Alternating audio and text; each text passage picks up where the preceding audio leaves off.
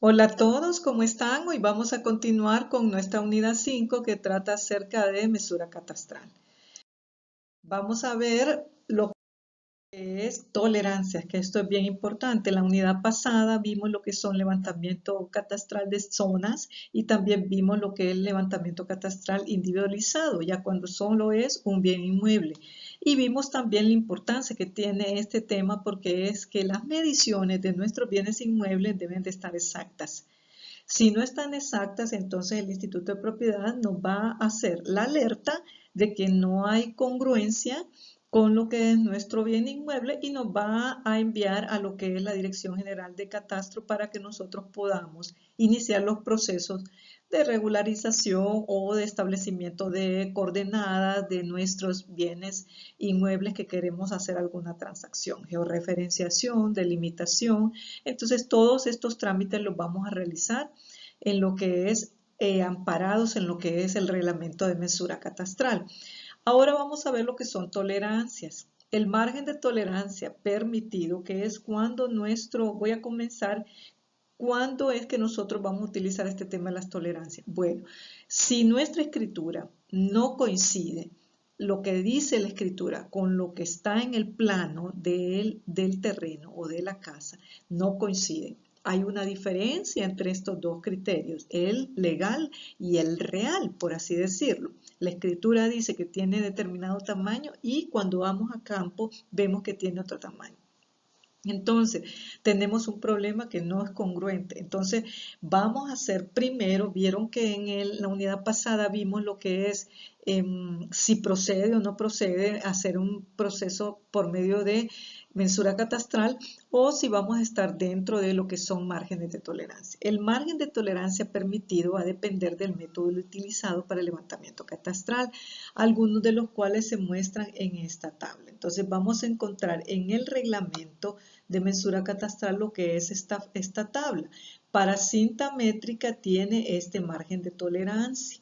Es un margen que es un margen de un error aceptable, podemos decirlo, y que no va a ser necesario hacer un levantamiento topográfico o un procedimiento de mesura catastral mucho mayor. Cuando es GPS, ya sea submétrico, decimétrico y estación total, va a tener estos márgenes de tolerancia.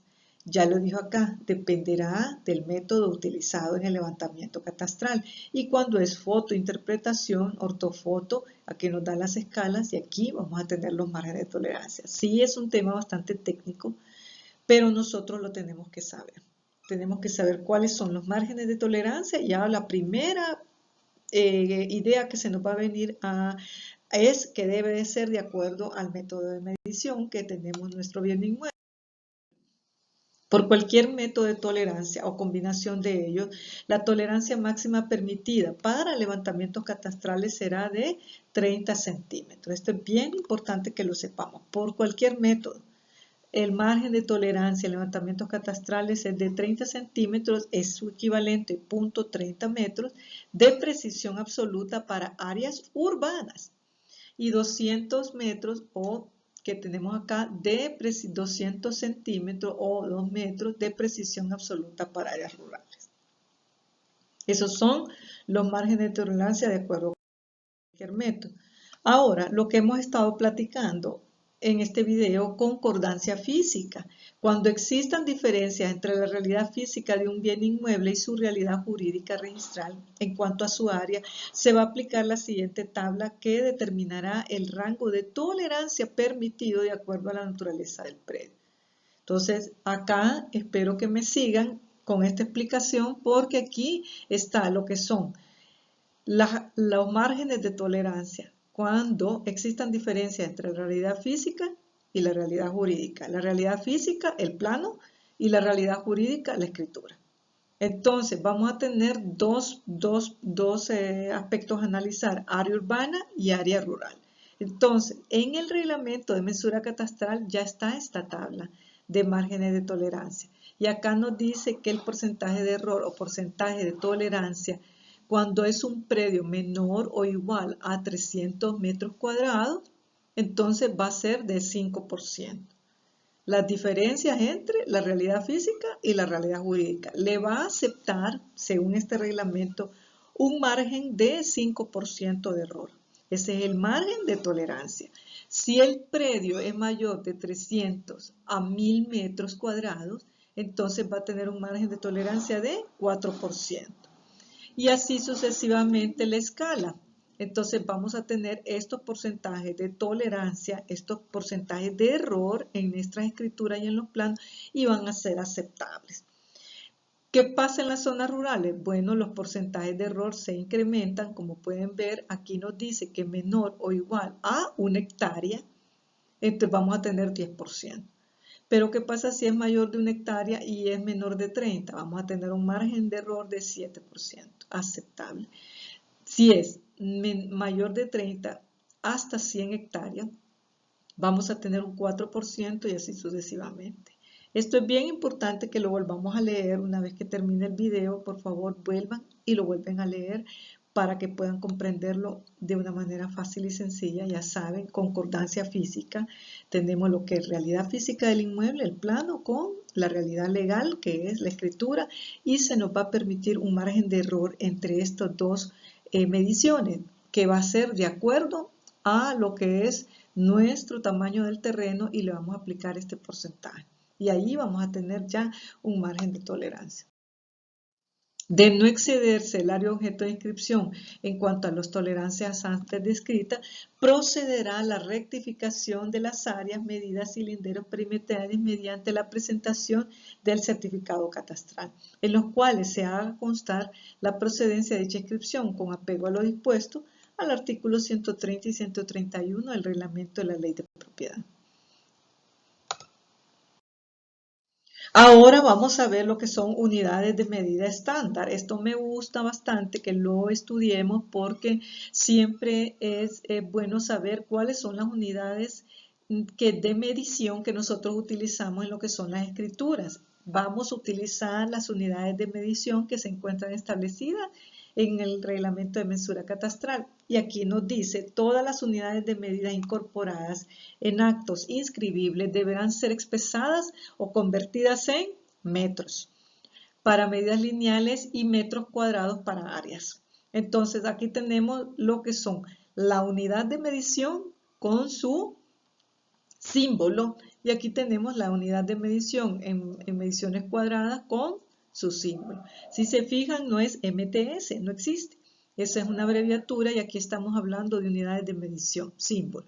El redondeo será admisible a la segunda cifra decimal, aumentándose en 1 si la tercera cifra es mayor o igual a 5.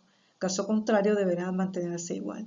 Y en el caso de los predios rurales, el área del predio puede expresarse también en hectáreas, redondeando a la cuarta cifra decimal.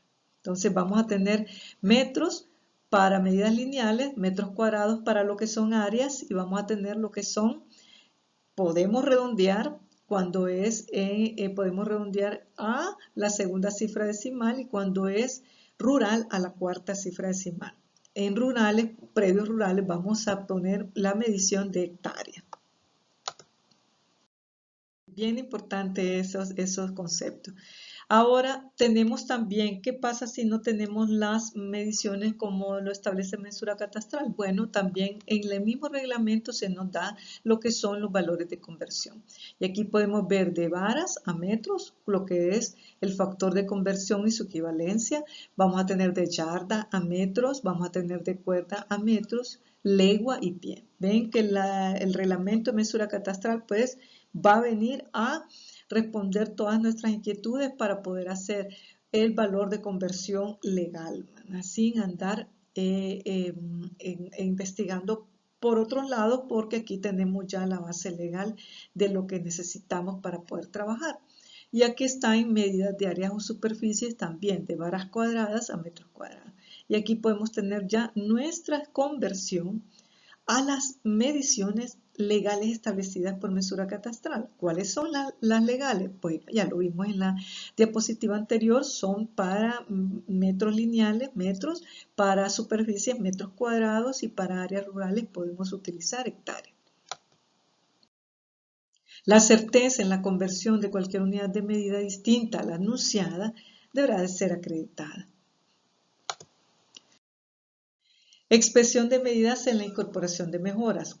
Cuando tenemos una incorporación de mejoras, deberá de especificarse o precisar en atención a lo que dispone el artículo 2317 del Código Civil y en la medida que la naturaleza de la obra o mejora le permita lo siguiente.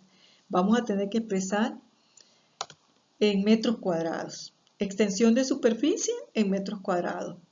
Perímetros lineales, vamos a tener que hacerlo en metros. Áreas de construcción de las edificaciones y sus características esenciales que describan el tipo y calidad de materiales. Aquí es donde empezamos a describir que es una construcción maciza que está constituida por concreto de 2 plantas y así empezamos a establecer si es ladrillo, si es bloque, si es concreto, si es y todos los materiales que se utilizaron para esta construcción. Si es de madera, también lo podemos decir. Descripción de ambientes o áreas internas, ahí establecemos que consta de una sala, comedor, cocina, 3 cuartos, baños, etc. Baños completos o como vayamos detallando cada una de las áreas y el plano descriptivo de las mejoras. El efecto jurídico de la mensura catastral. El alcance y efectos jurídicos de la mensura catastral estará respaldada por el contenido de los propios archivos catastrales, la información jurídica proporcionada por los particulares y la eventual posibilidad de verificación catastral. Cada cosa que nos dice el reglamento tiene un gran valor, o sea, yo espero que todos lo estén, por eso es que siempre les pido que vuelvan a leer la presentación, porque a veces no quisiera que se les escaparan ciertos detalles como esto. Acuérdense que catastro es el inventario de bienes inmuebles de todo el país. Ahí están ubicados como en el Registro Nacional de las Personas. Estamos todos con nuestro libro de vida y con todos nuestros datos. Así también en el Instituto de Propiedad se encuentra lo que son los bienes inmuebles registrados y en catastro se encuentra la descripción exacta, precisa de lo que son las mediciones de estos bienes inmuebles. Entonces, va a estar formada por los archivos, por la información jurídica que le alimentemos los particulares en todos nuestros casos y por la información eventual que verifique catastro. En consecuencia, la situación jurídica expresada en lo que es el certificado catastral se va a limitar a la información a la que se haya tenido acceso, sin emitir juicios de valor sobre la misma. Lo que nos interesa es colindancias, vocación del predio y lo que son las mediciones, que es lo más importante. Vamos a tener lo que es una presentación de un informe técnico catastral cuando nosotros solicitemos nuestra ficha catastral, nuestra cédula, por así decirlo, de nuestro bien inmueble.